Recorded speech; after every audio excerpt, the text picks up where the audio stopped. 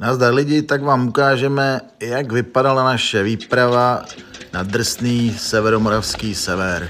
Bylo to opravdu úžasný. Koho máš rád? Ona.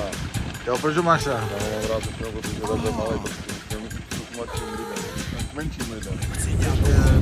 Tak Láďo, dneska se podíváme na nějakou benzínku spolu, vyhodnotíme ji.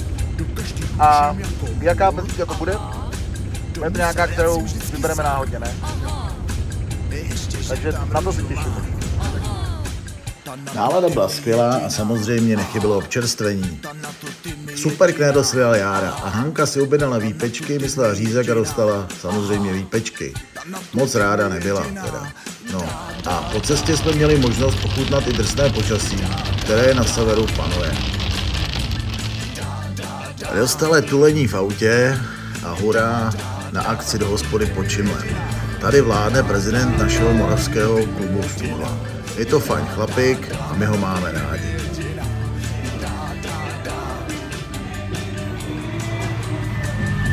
Jsi rád, že nás máš? Jsem velmi rád, že vás mám. Jsem velmi rád, že jsme slyšeli svými cestami před mnoha lety a že jsme velcí kamarádi.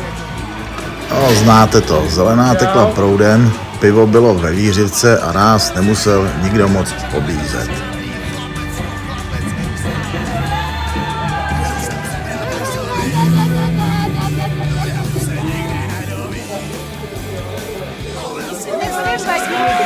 Vám budu na chvíli tady.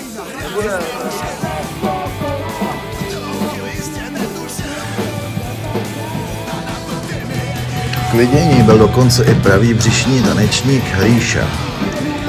A Jarda s Ludskou zatančili šamanský tanec na léčení zánětu slepého střeva. Karaoke show ovládlo duo Hanka a Vladimír. To byl zážitek. Dodneska se z toho nemůžu zpamatovat. Náš impresario se pak posadil následně za buben a nikomu se ho nepodařilo dostat pryč. Byl to zkrátka večírek, jak má být.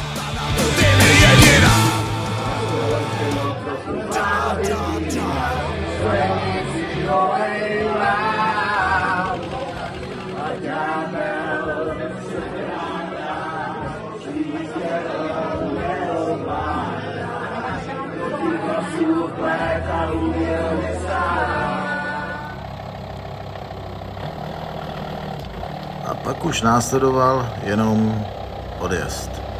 No a pak jsme se ještě zastavili pro syrečky, aby jsme domů taky něco přinesli.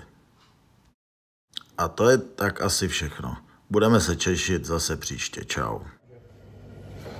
Kdo se ráno nestydí, ten se večer nebavil.